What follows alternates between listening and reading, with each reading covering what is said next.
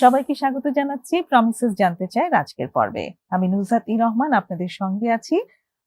আজ যে বিষয়টি নিয়ে কথা বলবো সেটি হচ্ছে মাদকাসক্তির চিকিৎসায় পরিবারের ভূমিকা। আমরা প্রত্যেকেই কোনো না কোনো পরিবারে বিলং করি। তো আমরা যখন কোনো ক্রাইসিসে পড়ি তখন সবচেয়ে প্রথমে আমরা আসলে পরিবারকেই পাই পাশে। তো এই পরিবার নানানভাবে ভূমিকা পালন করে। সেটা ক্রাইসিসের সময় অনেক সময় হেল্পফুল হয়, অনেক সময় হয় আনহেল্পফুল।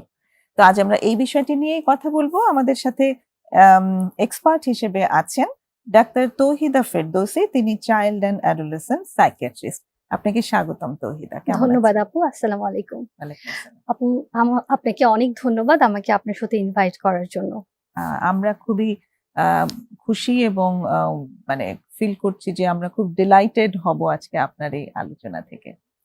তো আপনি মাদকাসক্তি নিয়েও কাজ করেন, চাইল্ড অ্যান্ড অ্যাডোলেসেন্ট নিয়ে যেমন আপনি কাজ করছেন তেমনি আমরা জেনেছি যে মাদকাসক্তি নিয়েও আপনার কাজ করার অভিজ্ঞতা হয়েছে। তো সেই আলোকেই আমি আপনার কাছে এই বিষয়টি নিয়ে আসতে চাই যে মাদকাসক্তির চিকিৎসার ক্ষেত্রে পরিবারের কি ভূমিকা থাকা প্রয়োজন বা এই পরিবারের ভূমিকাটা কতটুকু গুরুত্বপূর্ণ? জি আপু, খুবই সুন্দর একটা টপিক আপু। আসলে এই ব্যাপারে কথা বলতে গেলে এত বেশি কথা বলা যায়। তো যেহেতু আপু আমি অ্যাডোলেসেন্ট গ্রুপ নিয়ে কাজ করি, তো আপনি জেনে থাকবেন যে সাম্প্রতিক যে একটা গবেষণা হয়েছে বা সাম্প্রতিক যে জরিপ, সেখানে কিন্তু উঠে এসেছে যে প্রায় 2,55,000 কিশোর কিশোরী মাদকাসক্তিতে এই মুহূর্তে বাংলাদেশে আক্রান্ত। তো আমার যখন এই মাদকাসক্ত একটা ছেলে বা মেয়েকে চিকিৎসা করতে হয়, সেক্ষেত্রে আসলে আমি যদি পরিবারের ভূমিকাটা বলতে যাই, আমরা সাধারণত দেখি যে আমাদের সাইকিয়াট্রিক ডিসঅর্ডার, যে কোনো ডিসঅর্ডার ডিল করতে হলে আপু পরিবারের ভূমিকা অপরিহার্য। কিন্তু মাদকাসক্তির ক্ষেত্রে আমি যদি বলি, সেক্ষেত্রে আরো বেশি অপরিহার্য। কেন আমি ব্যাখ্যা করছি। গবেষণায় দেখা গেছে আপনার একটা পরিবার যখন মাদকাসক্ত ব্যক্তিকে সাহায্য করে, সেক্ষেত্রে এই রোগীদের চিকিৎসা করে আমাদের ভালো করার শতাংশ দেখা যায় 60% বেশি এদের ক্ষেত্রে ট্রিটমেন্টটা রেজাল্টটা খুব ভালো হয়। তো আমি যদি একটু স্টেপ বাই স্টেপ বলি যে আসলে আপনি বলতে চাচ্ছেন যে যারা যে পরিবার থেকে সাহায্য দেওয়া হয় তাদের ক্ষেত্রে 60% বেশি চান্স থাকে যে তারা মানে ভালো রিকভারি করে। তো আমি যদি স্টেপ বাই স্টেপ বলি যে কোন কোন জায়গাতে আসলে পরিবারের ভূমিকাটা, প্রথমেই 1 নাম্বার ভূমিকা হলো একটা ছেলে বা মেয়ে সে যে মাদকাসক্ত, এটা প্রথমে আইডেন্টিফাই করবে হচ্ছে পরিবার থেকে। এই জায়গায় পরিবারের ভূমিকাটা অনেক বেশি। এবং বেশিরভাগ যে সমস্যাটা হয় প্র্যাকটিক্যালি আমরা চেম্বারে ফেস করি, মাদকাসক্ত যে একটা রোগ, এর জন্য যে একজন সাইকিয়াট্রিস্টের কাছে যেতে হবে, এটা যে চিকিৎসা প্রয়োজন, এই জায়গাটা আমরা আপু একসেপ্ট করতে চাই না। বেশিরভাগ ক্ষেত্রে মনে করা হয় এটা তো ইচ্ছাকৃত, ও ইচ্ছাকৃতভাবে করে, ও চাইলেই বন্ধ করে দিতে পারে, এটার জন্য তো আসলে ডাক্তারের কোনো প্রয়োজন নেই। কিন্তু আসলে বিজ্ঞান কি বলে, মাদকাসক্তিতে কি হয়, আমাদের যে ব্রেইনের যে রিওয়ার্ড সার্কিট, এই জায়গাটাতে চেঞ্জ হয়। যে কারণে একজন ব্যক্তি যখন মাদকাসক্ত হয়, তখন তিনি যদি চানও যে আমি বন্ধ করে দিব, চাইলেও উনি কিন্তু পারেন না। তো এই ক্ষেত্রে কিন্তু পরিবারের ভূমিকা আসলে অনেক বেশি, যে প্রথমেই এই অ্যাকসেপ্টেন্সটা আনা যে এটা আসলে একটা রোগ, এটা আসলে চিকিৎসা করার প্রয়োজন রয়েছে। যেটা আমরা আপু দেখি অন্যান্য যে মানসিক রোগ, যেমন আপনি যদি বলেন একটা সিজোফ্রেনিয়া, বাইপোলার, ডিপ্রেশন বা ওসিডি, সেক্ষেত্রে কিন্তু বাবা মা খুব সহজে মেনে নেন যে ঠিক আছে আমার ছেলেটা বা মেয়েটা একটা মানসিক রোগে ভুগছেন। অথবা আমি যদি একটু বড় পেশেন্টের ক্ষেত্রে বলি যে একটা পার্টনারকে, হয়তো ওয়াইফ, তার হাজবেন্ডের একটা ডিসঅর্ডার আছে, উনি কিন্তু খুব সহজে মেনে নিচ্ছেন যে এটা একটা মানসিক রোগ, চিকিৎসা প্রয়োজন। কিন্তু মাদকাসক্তির ক্ষেত্রে সাধারণত এই অ্যাকসেপ্টেন্সটা থাকে না, এবং আরেকটা জায়গায় ঘাটতি থাকে, সেটা হচ্ছে এমপ্যাথিটা থাকে না, যেটা অন্যান্য সাইকিয়াট্রিক ডিসঅর্ডারের ক্ষেত্রে থাকে। তো প্রথমেই হচ্ছে আপনার চিকিৎসা নিতে হবে, এই জায়গাটাতে পরিবারের ভূমিকা সবচেয়ে বেশি। দ্বিতীয়ত, যখন আপনি চিকিৎসা নিতে আসছেন এই জায়গাটাতে, আপনি জেনে থাকবেন যে মাদকাসক্তির যে চিকিৎসা পদ্ধতিটা, এটা সাধারণত অন্য সাইকিয়াট্রিক ডিসঅর্ডারের চিকিৎসা থেকে একটু আলাদা। কেমন আলাদা? যেমন এক্ষেত্রে আমাদের বেশিরভাগ ক্ষেত্রে রিহ্যাবিলিটেশনের প্রয়োজন হয়, ভর্তির প্রয়োজন হয় রিহ্যাব সেন্টারে। তো এই জায়গাটাতে প্যারেন্টসদের একটা ডিনায়াল থাকে, বা তারা এই জায়গাটাতে মানতে চান না যে রিহ্যাব সেন্টার নিয়ে খুব একটা স্টিগমা কাজ করে। এখানে কয়েকটা জায়গায় স্টিগমা, যথেষ্ট কারণও আছে আসলে। প্রথমেই ধরে নেন যে একবার রিহেবে দেওয়া মানেই বোধহয় হচ্ছে এটা একটা সাইকেলের মতো চলতে থাকবে, এবং যেহেতু এটা সত্যি কথা যে অনেক রিহেব সেন্টারই আছে আসলে মানসম্মত না, তো সেখান থেকে একটা ভীতি কাজ করে। তো সবকিছু মিলিয়ে প্লাস অনেকে মনে করে যে রিহ্যাব সেন্টারটা একটা পানিশমেন্টের হ্যাঁ জায়গা। হ্যাঁ হ্যাঁ রিহ্যাবে পাঠানো মানে আমি পানিশমেন্ট দিলাম, এবং যিনি নিচ্ছেন তারও মনে হতে থাকে যে আমাকে পানিশমেন্ট হিসেবে পাঠিয়েছে, পানিশমেন্ট হিসেবে পাঠিয়েছে, এটাই ভাবেন। তারপর এটাও ভাবেন যে এখানে গেলে একটা বড় অ্যামাউন্টের একটা ফাইন্যান্সিয়াল একটা খরচ আসলে থাকে। কিন্তু আপু আপনি যদি চিন্তা করেন যে ব্যক্তিটা মাদকাসক্ত, যে ছেলেটা বা মেয়েটা, আপনি ওই ট্রিটমেন্ট পারপাস আপনার যে খরচ, প্যারেন্টস যদি একটু চিন্তা করে দেখবে যে আসলে মাদকাসক্তির পিছনে কিন্তু তার এর থেকে বেশি খরচ, তাই না? আর এমপ্যাথিটা কম থাকে, এটাও লজিক্যাল। কেন কম থাকে? কারণ একটা মাদকাসক্ত ছেলে বা মেয়ে আসলে প্যারেন্টসকে যে পরিমাণ ট্রমার মধ্যে রাখে, স্বাভাবিকভাবেই তারা তো একদম বিরক্ত হয়ে লাস্ট স্টেজে আমাদের কাছে নিয়ে আসে। একটা 13 বছরের বাচ্চাকে নিয়ে আসা হয়েছিল, যে অল্পদিন হলো ব্যবহার করছে, সে গাঁজা ব্যবহার করতো। তো ওর এত ক্রেভিং হতো যে দেখে ওর বাবা মাই তখন ওকে নিয়ে দিত। মানে যেহেতু ছোট মানুষ, গাঁজার ব্যবহারটা এসে গেছে ওর জীবনে, ওটার ভীষণ ক্রেভিং ও ফিল করতো, এত বেশি বিহেভিয়ারের সেটার চলে আসতো, ম্যানিফেস্টেশন এসে যেত যে বাবা মা তখন বাধ্য হয়ে ওকে নিজেরা এনে দিত। এটাই আমি যেমন আমার লাস্ট এরকম হয়েছে, আমার চেম্বারে একটা পেশেন্ট, ও হচ্ছে আপু অ্যালপ্রাজোলাম ডিপেন্ডেন্সি, ওর ঘুমের ওষুধের যেটা আর কি। তো ও আমার চেম্বারে এসে যে ওয়েটিং টাইম, সে ওয়েট করতে পারছে না, এবং এর মধ্যে ওর মাকে বিরক্ত করে ফেলেছে, ওকে এখনই টাকা নিয়ে যেতে হবে, ওর কিনে নিয়ে আসতে হবে। তো মাও একটা পর্যায়ে সে কি করলো, যেহেতু আমার ওয়েটিং টাইম, আমি আরেকটা পেশেন্ট তখন দেখছি, সে কিন্তু তাকে নিচে যেতে অ্যালাউ করলো। তো এটা আসলেই সত্যি আপনি যেটা বললেন যে আসলে বাবা মারাও অনেক সময় আসলে ওই জায়গাটাতে হেল্প করে ফেলছে। কিন্তু এই জায়গাটাতে আসলে আপু আমি মনে করি সঠিক সচেতনতা দরকার। যেমন ক্রেভিং এর যে ইস্যুসটা আপনি বললেন, ক্রেভিং আসলে 20 to 30 মিনিটস এর বেশি পারসিস্ট করে না। আচ্ছা। তো এই জায়গায় কিছু টেকনিক আছে যে আমরা বলি যে, যেমন আমরা বলি না যে ক্রেভিং কখন কখন আসলে রিল্যাপস হয় বা ক্রেভিংটা হয়। যেমন আমি যদি বলি হল্ট দিয়ে আমরা যেটা মনে রাখি যে হাংরি, অ্যাংরি, লোনলি আর হচ্ছে ট্রিগার পয়েন্ট। তো এই জায়গাটাতে যখন আপনার ক্রেভিংটা হবে, এটা তো 20 to 30 মিনিট পারসিস্ট করে। তো ওই সময় কিন্তু একটু যদি ডিটেইলে বলি আমরা, যে হাংরি, অ্যাংরি মানে একটা মানুষ যখন হাংরি হচ্ছে মানে ক্ষুধার্ত হচ্ছে, কিংবা তখন কখনো যদি সে খুব রেগে যাচ্ছে, তারপর যদি সে খুব লোনলি থাকে, একা থাকছে, এবং হচ্ছে তার ট্রিগার কোনো পয়েন্ট থাকে, সেগুলো যখন সে ফেস করছে তখন তার ভিতরে ক্রেভিং আসতে পারে, এটা বলতে চাইছেন। এবং ওই সময়টা যদি একটু মাইন্ডফুলি ওই সময়টাতে কন্ট্রোল করা যায়, যেমন আমরা বলি যে এই সময়টাতে সে মাইন্ডফুলি ওয়েট করবে যে আমি এখন নিব না। রিল্যাপস তো আপু আসলে 3টা স্টেপে হয় আমরা জানি। যেমন আপনার হচ্ছে আমরা কিভাবে বলি যে emotional relapse, mental relapse, physical relapse. Emotional রিল্যাপসটা হলো যখন আমি নিজেকে কন্ট্রোল করতে পারছি না, আমি রাগ হয়ে যাচ্ছি, আমি ইমোশনটা কোনোভাবে ধরে রাখতে পারছি না, এটা হলো আমার ইমোশনাল রিল্যাপস স্টেপটা। এরপর আমার মেন্টাল রিল্যাপসটা কি, এখন আমি সাবস্টেন্সটা নিয়ে ভাবছি যে আমি এটা নিলে আমার ভালো লাগবে, এবং তারপর লাস্ট স্টেপ হলো আমি নিয়ে ফেললাম, এটা হলো আমার ফিজিক্যাল রিল্যাপস।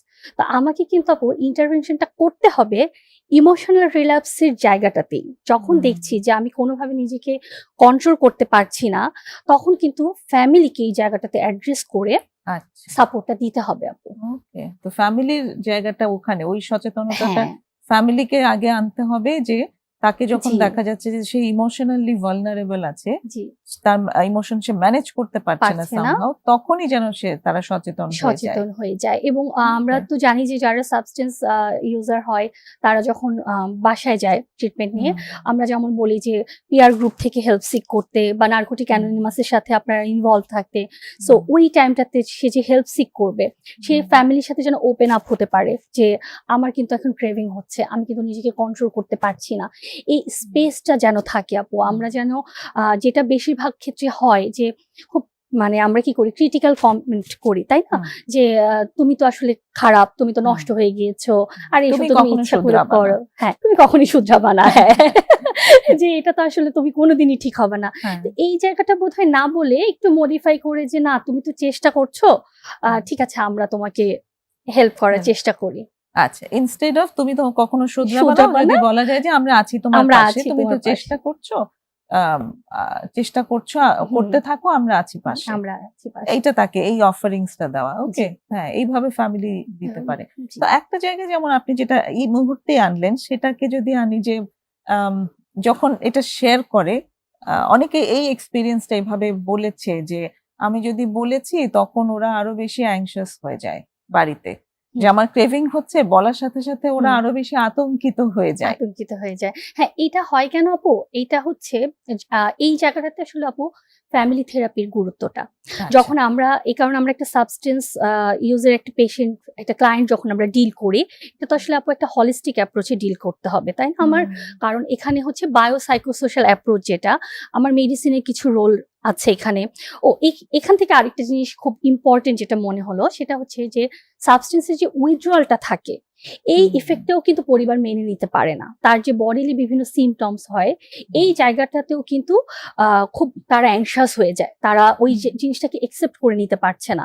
কিন্তু এই জায়গাটাতে যখন একজন সাইকিয়াট্রিস্টের কাছে আসছে, অ্যাজ এ সাইকিয়াট্রিস্ট আমি যদি ওই ফ্যামিলিটাকে প্রপারলি সাইকো এডুকেট করতে পারি যে এই সাবস্টেন্সের জন্য উইথড্রয়ালে এই সিমটমস হতে পারে, মানে আমি যখন তাকে ট্রিটমেন্ট দিচ্ছি, মানে মেডিকেলি অ্যাসিস্টেড ট্রিটমেন্ট যেটা আমরা বলি যে উইথড্রয়াল পিরিয়ডটাতে, তো আমি যদি প্রপারলি প্যারেন্টসদেরকে বলে দেই যে আপনি কিন্তু এটা এক্সপেরিয়েন্স করতে পারেন, তখন আপনাকে কিন্তু পেশেন্স রাখতে হবে, কারণ আমি অলরেডি এটার জন্য মেডিসিন দিচ্ছি, বা আপনি তখন আমার হেল্প সিক করতে পারেন। এবং আরেকটা যেটা, যে তার যে ক্রেভিং হবে, তখন যে প্যারেন্টস অ্যাংশাস হয়ে যাবে, এই জায়গাটা পরিবারকে খুব সুন্দর করে বুঝিয়ে বলে দিতে হবে যে এইটা কিন্তু নর্মাল। রিল্যাপস মানে কিন্তু ট্রিটমেন্ট ফেইলিওর না, রিল্যাপস মানে কিন্তু ট্রিটমেন্ট বা রিকভারিরই একটা প্রসেস। এই জায়গাটা আরেকটু শুনবো আমরা, একটা বিরতি জি। নিয়ে এসে। দর্শক আমাদের সঙ্গেই থাকুন, একটা বিরতি নিয়ে এখনই ফিরছি।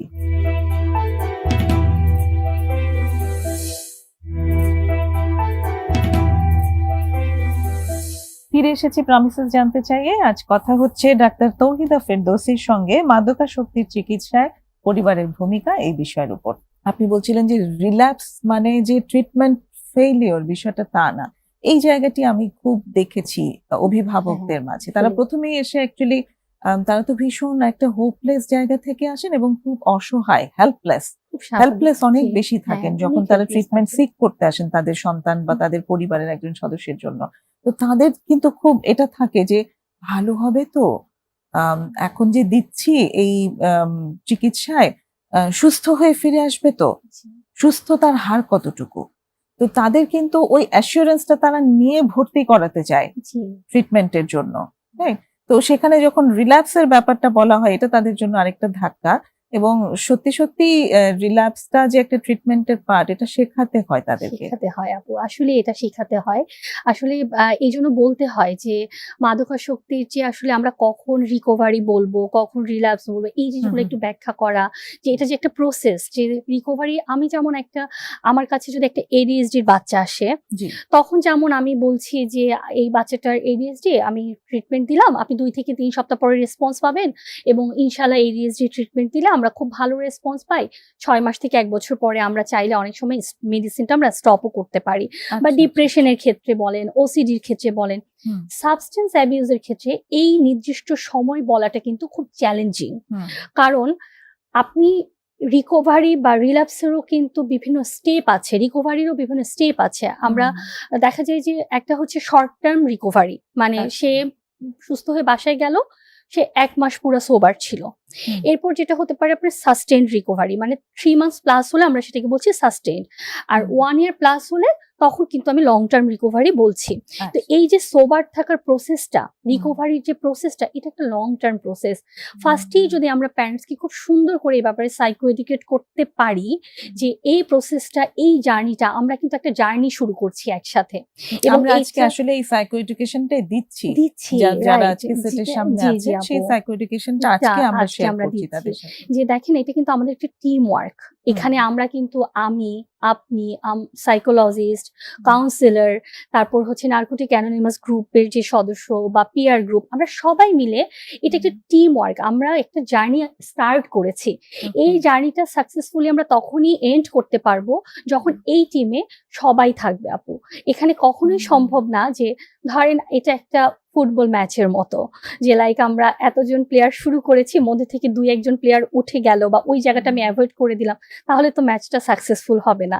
যেটা আমার হয়তো আমি অন্য একটা সাইকিয়াট্রিক কন্ডিশন ডিল করতে গেলে হয়তো আমার এতটাও টিমওয়ার্কটা প্রয়োজন হয় না, যেটা স্পেশালি আমার সাবস্টেন্সের ক্ষেত্রে হয়। এখানে আমাকে অবশ্যই পুরো টিম ওয়ার্কটাকে সাকসেসফুলি রান করতে হবে, এবং পেশেন্স আপু, ধৈর্য খুব জরুরি। এই জায়গায় ধৈর্যের কোনো অল্টারনেটিভ নাই। আর আমরা যেহেতু অ্যাডোলেসেন্ট গ্রুপ নিয়ে কাজ করি, তো দেখা যায় যাদের কন্ডাক্ট ডিসঅর্ডার থাকে তাদের ক্ষেত্রে তো মাদকাসক্তি প্রবণতাটা বেশি। তো এমনিতেই তো কন্ডাক্ট ডিসঅর্ডারটা খুব চ্যালেঞ্জিং, বিহেভিয়ার ডিস্টারবেন্স যেহেতু থাকে। আমি যদি একটু ছোট করে আজকে একটু কন্ডাক্টেরও কিছু ফিচার বলি, যে আমরা জানি যে এটা 10 বছরের পর থেকে শুরু হয় সাধারণত। এ ধরনের বাচ্চারা কি হয়, তারা একটু, আমরা বলি যে নর্ম ব্রেকিং বিহেভিয়ার থাকে, সমাজের স্বাভাবিক প্রচলিত নিয়ম কানুনটা তারা মানতে চায় না। তাদের যে অথরিটেরিয়ান যে ফিগারটা থাকে তাদেরকে তারা তার ইনস্ট্রাকশন ফলো করতে চায় না, টিচারের কথা শুনতে চায় না, বাবা মার কথা শুনতে চায় না, মিথ্যা কথা বলে, বাবা মার ওয়ালেট থেকে টাকা চুরি করে, না বলে বাসা থেকে বের হয়ে যায়, রাতে বাসার বাইরে থাকে, স্কুল পালায়। তো এই সব কিছুর সাথে সাথে নিজের সাথে শার্প ওয়েপন ক্যারি করে, সাথে সাথে কিন্তু তাদের মধ্যে মাদকাসক্ত হওয়ার প্রবণতাটাও অনেক বেশি থাকে। তো এতগুলো জিনিস একসাথে কিন্তু আপনার ডিল করাটা, এই পেশেন্স রাখাটাও আসলে খুব ধৈর্যের ব্যাপার। মানে আসলেই ধৈর্য রাখাটা কঠিন, সত্যি সত্যি কঠিন। একটা অ্যাডোলেসেন্ট বাচ্চা এমনিতেই অনেক চ্যালেঞ্জের ভেতর দিয়ে যান, এবং স্বাভাবিক অ্যাডোলেসেন্সও যদি থাকে তার, তাহলেও সেই প্যারেন্টদের অনেক চ্যালেঞ্জ ফেস করতে হয়। সেখানে যদি এইরকম ধরনের কিছু সিমটমস, স্পেশাল সিমটমস ক্যারি করেন, তাহলে আসলে সেই সময়টা ওই বাচ্চাটির জন্য যেমন কঠিন, পরিবারের জন্য ততোধিক খুবই কঠিন। মাদকাসক্তির ক্ষেত্রে আরেকটা খুব চ্যালেঞ্জিং জায়গা থাকে, যে এদের মধ্যে সেলফ হার্মিং বিহেভিয়ার বা আপনার হচ্ছে সুইসাইডাল আইডিয়েশন, মানে আত্মহত্যার প্রবণতা বা নিজেকে আঘাত করার প্রবণতা অনেক বেশি থাকে। তো যদি মাদকাসক্তি প্লাস আঘাত করার প্রবণতা প্লাস সুইসাইডাল আইডিয়েশন, যেটা আত্মহত্যার প্রবণতা থাকে, সেক্ষেত্রে কিন্তু অবশ্যই এই ধরনের পেশেন্টদেরকে ভর্তি রাখতে হয়, কারণ একটা কন্ট্রোলড এনভায়রনমেন্টে কিন্তু তখন ট্রিটমেন্ট করতে হয়। ভর্তি রাখাটা মাদকাসক্তির চিকিৎসায় একটা মানে প্রাথমিক শর্তই আসলে। বাড়িতে রেখে চিকিৎসার জায়গাটা আসলে এনকারেজ করা হয় না, অনেকেই করে নিজেদের মতো করে, নিজ দায়িত্বে তারা করেন। কিন্তু আসলে আপনি যখন উইথড্রলের কথা বলেন, একটু যদি আমাদেরকে বলেন যে কি কি ধরনের রিস্ক থাকতে পারে, কেউ যদি নিজের থেকে নিজ দায়িত্বে বাড়িতে বসে ট্রিটমেন্ট করাতে চান, তাহলে কি কি ধরনের রিস্ক ফ্যাক্টর গুলো আছে? এই জায়গাটাতে আমি যেহেতু আমার একটা কেস আপনার সাথে শেয়ার করছিলাম, যেমন ঘুমের ওষুধের, যেটা অনেক প্যারেন্টসরা মাদকাসক্তির ক্ষেত্রে মনে করে যে ঘুমের ওষুধ বা অ্যালকোহলকে খুব মাইল্ড ড্রাগ হিসাবে মনে করে যে খুব কঠিন মাদকাসক্ত মানে হচ্ছে এমফেটামিন বা ইয়াবা নিচ্ছে, হিরোইন নিচ্ছে, গাঁজা নিচ্ছে, এগুলাকে খুব সিরিয়াস পর্যায়ে ধরে। কিন্তু অ্যাজ এ সাইকিয়াট্রিস্ট আমরা সবচেয়ে বেশি ভয় পাই ঘুমের ওষুধের যে অ্যাডিকশন বা অ্যালকোহল অ্যাডিকশন। কেন ভয় পাই? কারণ যারা খুব হাই ডোজে ঘুমের ওষুধ নেয়, এটা যখন সাডেন স্টপ করা হয়, তাদের ক্ষেত্রে খিঁচুনি হওয়ার একটা প্রবণতা থাকে, কনভালশনের চান্স থাকে। এই কারণে কখনোই যারা দীর্ঘদিন ধরে ঘুমের ওষুধ নিয়ে থাকে, তাদেরকে অবশ্যই হসপিটালাইজ করে, এটাকে আমরা বলি ট্যাপারিং ডোজে, ওইটাকে সিস্টেমের মধ্যে রেখে, ক্লোজ মনিটরিং এ রেখে, অবশ্যই ডক্টরের আন্ডারে আপনাকে এটাকে বন্ধ করতে হবে। এই রিস্কটা আসলে বাসায় বসে নেওয়া যাবেই না। কিন্তু প্যারেন্টসরা অনেক ক্ষেত্রেই আপু এই জিনিসটা মানতে পারে না, ভাবে যে ঘুমের ওষুধ একটু খায়, এমন আর কেউ তো অনেকদিন ধরেই নিচ্ছে, কোনো তো সমস্যা হয় না, 15টা 20টা 30টা করে নিচ্ছে, না ওর কোনো সমস্যা হয় না। কিন্তু এখানে অনেক ভয় আছে আপু, এখানে পেশেন্ট যে কোনো সময় ইভেন এক্সপায়ারও করতে পারে। সো এইটা কিন্তু খুব চ্যালেঞ্জিং, এবং এটা খুব সেনসিটিভলি ডিল করতে হবে। ডেফিনেটলি সেটার জন্য খুব ক্লোজ মনিটরিং লাগবে। আপনি যেমন অ্যালকোহলের কথা বললেন, অ্যালকোহলও সেম। অ্যালকোহল উইথড্রলেও আপনার সাডেন একটা খুব সিরিয়াস কমপ্লিকেশন ডেভেলপ করতে পারে, ফিজিক্যাল কমপ্লিকেশন, এনকেফালোপ্যাথি ডেভেলপ করতে পারে, ডিলিরিয়াস হয়ে যেতে পারে। সো এটাও কিন্তু আপু খুব চ্যালেঞ্জিং। তো আসলে যারা নিজেরা বাড়িতে বসে চেষ্টা করতে চান, তাদেরকে ডক্টরের সাথে খুব ক্লোজ মানে ডিসকাশন করে তারপরেই সেটা করাটা খুব প্রয়োজন। এবং আপনি যেটা বললেন যে কি কি আসলে সে ফেস করতে পারে, সেটা সব তাকে জানতে হবে, কি কি উইথড্রল তার আসতে পারে, পরিবারকে জানতে হবে, এবং যিনি চেষ্টা করছেন রোগী তাকেও ভীষণভাবে জানতে হবে। এবং মাদকাসক্তির চিকিৎসা আপু যদি সাইকোথেরাপির ক্ষেত্রে যেটা সবচেয়ে বহুল প্রচলিত যে মোটিভেশনাল ইন্টারভিউ টেকনিক, হ্যাঁ, এমআই টেকনিক যেটা। তো এমআই টেকনিকটা তো আমরা জানি যে এটা হচ্ছে এমন একটা টেকনিক আপু যে আমি হচ্ছে অ্যাকচুয়ালি এখানে কিন্তু পেশেন্টই সবকিছু করছে, আমি জাস্ট তাকে এনকারেজ করছি, তাই না? তো এখানে খুব এমপ্যাথেটিক হতে হয়। এখানে আমি হচ্ছে পেশেন্টের পয়েন্ট অফ ভিউতে তাকে এনকারেজ করে আমি কাজ করি। তো এই জায়গাটাতে যেটা হয় যে এই যে সে যে মোটিভেটেড থাকবে, এই যে চেঞ্জিং যে প্রসিডিওরটা আমরা চেঞ্জের যে সাইকেলটা বলি মাদকাসক্তির ক্ষেত্রে, যে প্রি কন্টেম্পলেশন, এরপর সে হচ্ছে ডিসিশন নেয় যে সে এখন মাদকটা ছেড়ে দিবে, এবং তারপরে মেইনটেনেন্স ফেজ থাকে। এই মেইনটেনেন্স ফেজে কিন্তু বেশি রিল্যাপস হয়, এবং এই জায়গাটাতে একজন সাইকিয়াট্রিস্ট সাইকোলজিস্টের পাশাপাশি পরিবারের ভূমিকা অনেক বেশি। তাকে যে কন্টিনিউয়াস মোটিভেটেড রাখা, সে যে স্লিপ করতে করতে আবার সে উঠবে, এই জায়গায় সাইকিয়াট্রিস্ট সাইকোলজিস্টের পাশাপাশি আপু অবশ্যই পরিবারকে সাহায্য করতে হবে। এখানটাতে একটু আনতে চাই যেটা, সেটা হচ্ছে যে মোটিভেশন, এই মোটিভেশনটা অন্য সাধারণ মানুষের তুলনায় এই যারা ড্রাগের পেশেন্ট আছেন তাদের রিকভারির সময় তার থেকে দ্বিগুণ তিনগুণ বেশি মোটিভেশন তাদের জন্য প্রয়োজন হয়, তাই না? খুব প্রয়োজন। এটার গুরুত্বটা সম্পর্কে আরেকটু বিস্তারিত জানতে চাইবো, একটা বিরতি নিয়ে আসি। আরেকটা বিরতি নিচ্ছি, দর্শক সঙ্গেই থাকুন।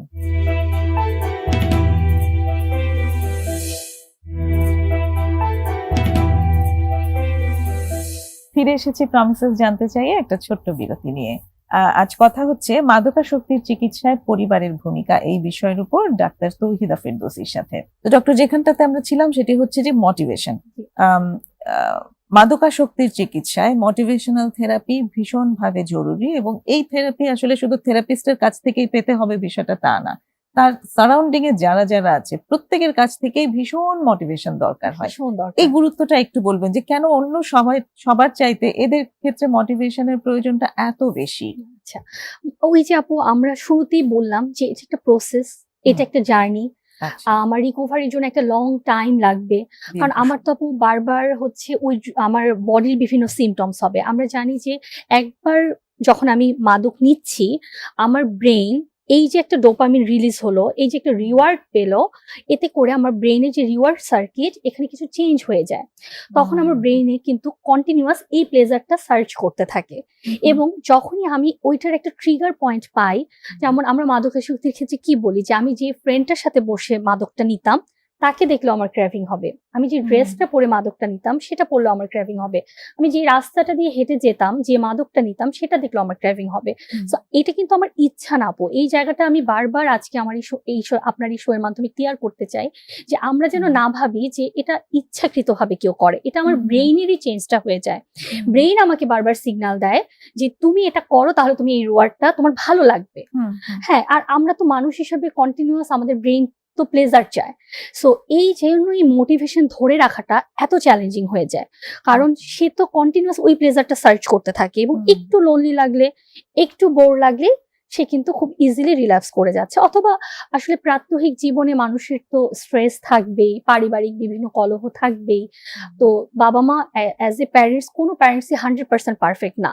সো এই জায়গাটা তো বিভিন্ন স্ট্রাগল আসলে কিন্তু ফেস করবেই, কিন্তু যিনি মাদকাসক্ত উনি কিন্তু এই স্ট্রেস কোপিংটা জানেন না।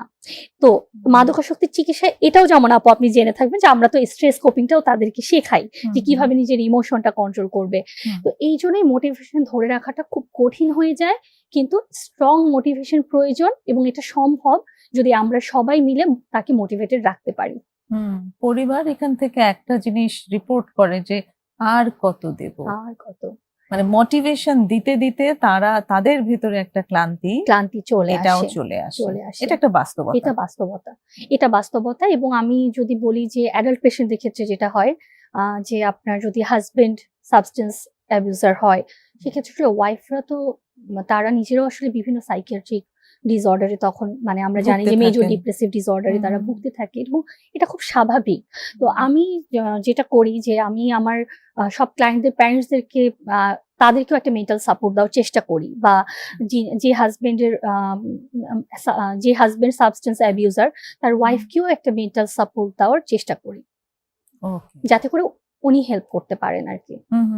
কারণ হ্যাঁ সেটাই, যে তাকে মোটিভেশন তো ধরে রাখতে পারতে হবে, নিজেকে অবশ্যই। মোটিভেট করে রাখা সেটাও একটা বড় চ্যালেঞ্জের কাজ চ্যালেঞ্জিং কাজ পার্টনারদের ক্ষেত্রে, খুবই- এবং মা খুবই। বাবাদেরও তো জন্য ভীষণভাবে এটা চ্যালেঞ্জিং। হুম। সন্তানের জন্য অনেক কিছু অবশ্যই পারা যায়, কিন্তু পারতে পারতেও তো একটা একটা লিমিট লিমিট আছে। থাকে। আর চাইল্ড অ্যাডোলেসেন্ট সাইকিয়াট্রিস্ট হিসেবে আমার আরেকটা খুব গুরুত্বপূর্ণ জায়গা আমি আপনাকে বলতে চাই। জি। যেহেতু আমরা খুব ছোট ছোট বাচ্চাদের বিহেভিয়ারাল ডিস্টারবেন্স নিয়ে কাজ করি, অপোজিশনাল ডিফাইন্ড ডিসঅর্ডার ওডিডি। তো ওডিডির বাচ্চাদের ক্ষেত্রে আমরা কিন্তু প্র্যাকটিক্যালি অনেক কেস পাই যাদের বাবারা সাবস্টেন্স অ্যাবিউজার, এবং আমি এমনও হয়েছে কারণ দেখেন তার প্রবলেমটা তো আসলে ফ্যামিলি থেকে শুরু হয়েছে। তো আমি যখন মাদকাসক্ত, এই প্রভাবটা শুধু আমার পার্টনারের উপর পড়ছে ব্যাপারটা এরকম না, আমার বাচ্চাদের উপরেও পড়ছে। অবশ্যই। আর ছেলে মেয়েদের ক্ষেত্রে তার বাবা মার উপরে পড়ছে। যদি বাবা মার এরকম কোনো সমস্যা থেকে থাকে, সেখান থেকেও আবার অ্যাবিউজ আসতে পারে। হ্যাঁ, কিংবা অন্য কোনো ডিসঅর্ডার হতে পারে, গ্রো করার চান্স থাকে।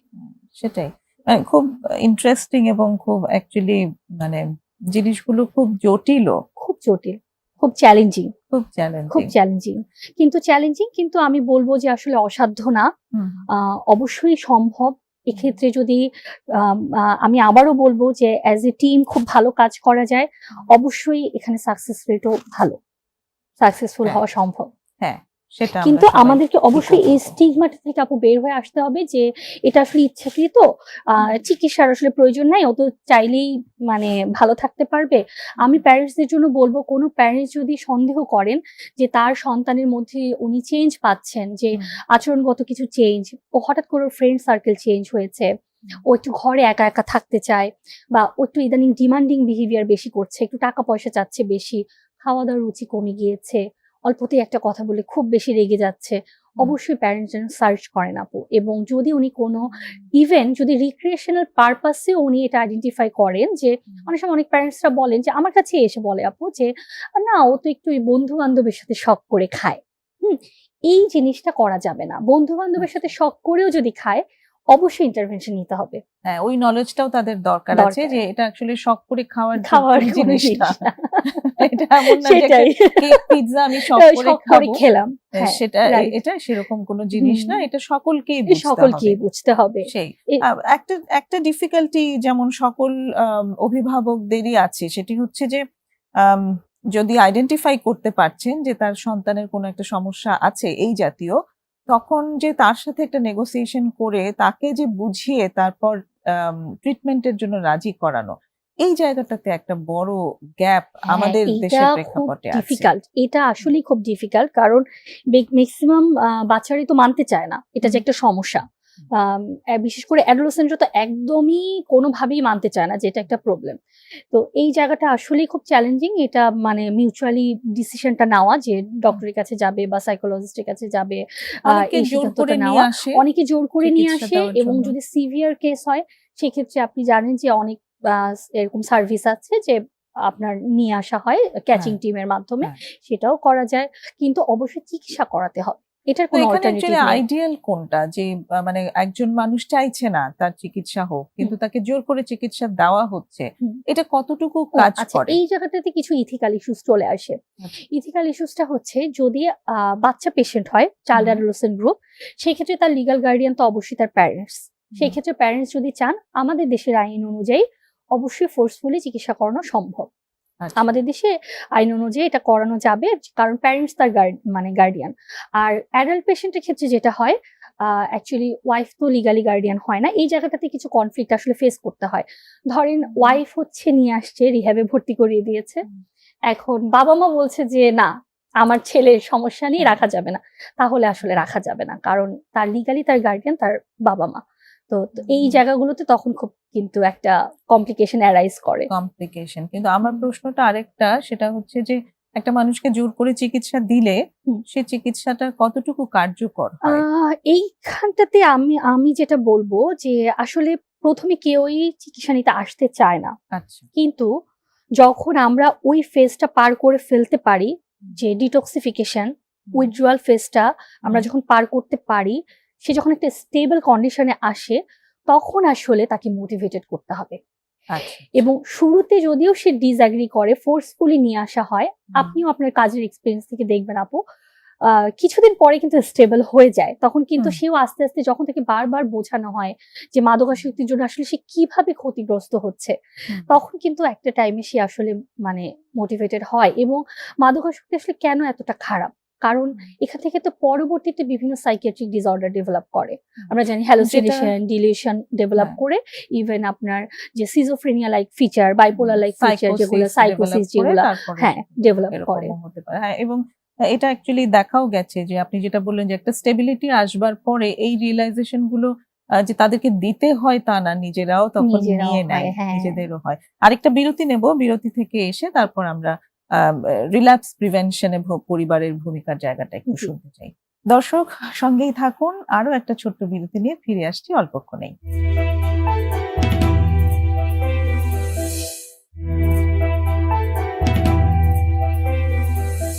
আবারও ফিরে এসেছি প্রমিসেস জানতে চাইয়ে।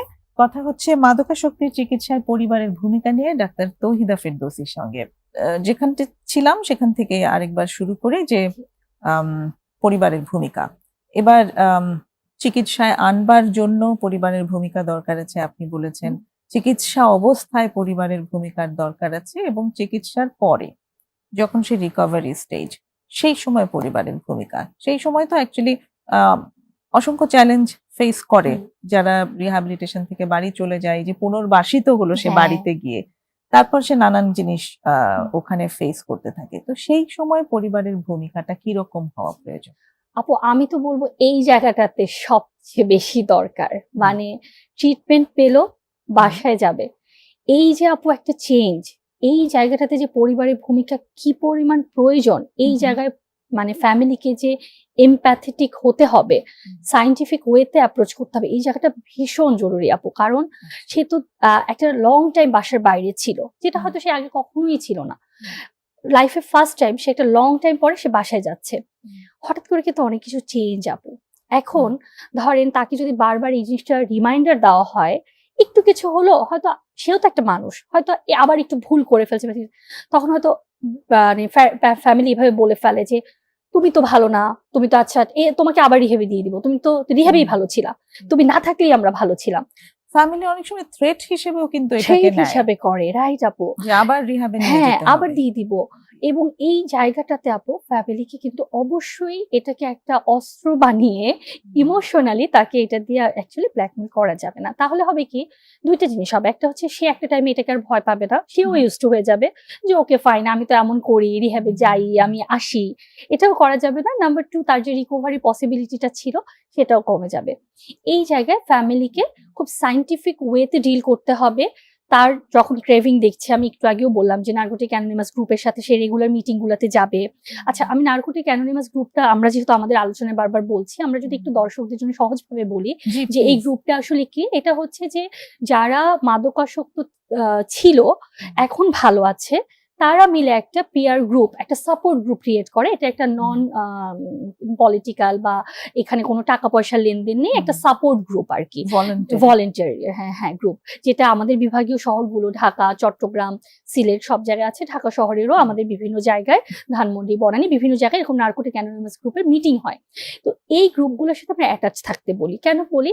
কারণ এই গ্রুপটা হচ্ছে এমন একটা গ্রুপ যেখানে সবাই সবার নন জাজমেন্টাল ওয়েতে সবার পার্সোনাল এক্সপিরিয়েন্সটা শেয়ার করে। তো এখান থেকে হয় কি, একটা পিয়ার গ্রুপ সাপোর্ট ডেভেলপ করে। যখনই সে বাসায় আবার তার ক্রেভিং হচ্ছে বা তার মনে হচ্ছে সে রিল্যাক্স করতে পারে, সবার আগে কিন্তু সে তাদের কাছে হেল্প সিক করতে পারে।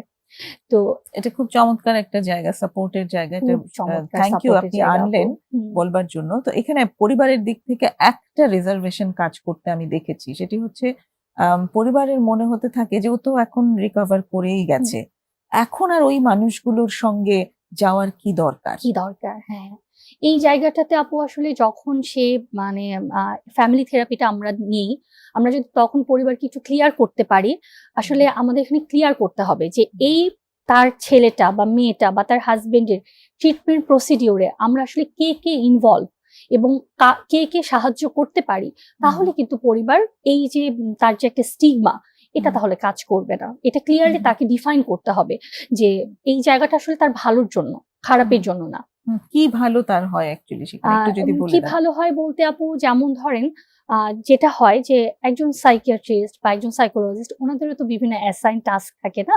তো সাডেন হয়তো একটা ক্লায়েন্টের তার ক্রেভিং হচ্ছে, সে হয়তো রিকভার হয়ে বাসায় চলে গিয়েছে, এখন হয়তো আপনাকে টেক্সট করলো, হয়তো ওই মোমেন্টে আপনি খুব এমন একটা আরেকটা ক্রিটিক্যাল কাজে আছেন, আপনার পক্ষে হয়তো ইনস্ট্যান্ট ওই মুহূর্তে রিপ্লাইটা করা পসিবল হচ্ছে না, অথবা ফ্যামিলিটা এমন একটা জায়গায় আপনার কাছে ইনস্ট্যান্ট নিয়ে আসতে পারছে না বা ডক্টরের কাছে নিয়ে আসতে পারছে না, সেই জায়গাটাতে এটা একটা ভালো সাপোর্ট হিসাবে কাজ করে। হ্যাঁ, এবং ওই যে যেই ইয়েটা থাকে ভেতরে যে চিন্তাটা থাকে যে এখন আর ওদের সঙ্গে কি করতে যাবে, এখন তো সে রিকভার করেই গেছে, ওরাই আসলে এর ব্যথাটা সবচেয়ে ভালো বুঝতে পারে, যে সাথে রিলেট করতে পারে, কারণ জার্নিটা তাদের একই।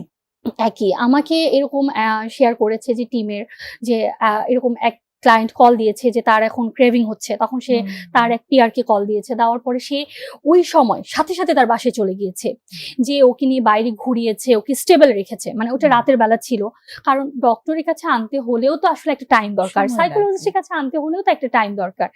এই যে সময়টা সাপোর্টটা দেওয়া, দেখেন এটা কিন্তু আসলে অনেক বড় একটা কাজ, ওই গ্রুপেরই কাজ থেকে আসলে পাওয়া যায় আপু।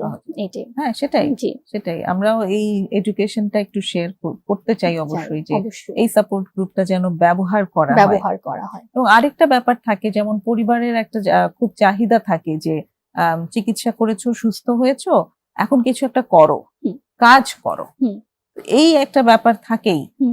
যাদের পড়াশোনা চলছিল তাদের জায়গায় থাকে যে তোমার পড়াশোনায় আবার ফিরে আসো, কেউ ব্যবসা বাণিজ্য করছিল আবার ব্যবসা করো, বা চাকরি করছিল চাকরি করো, তুমি প্রোডাক্টিভ হও।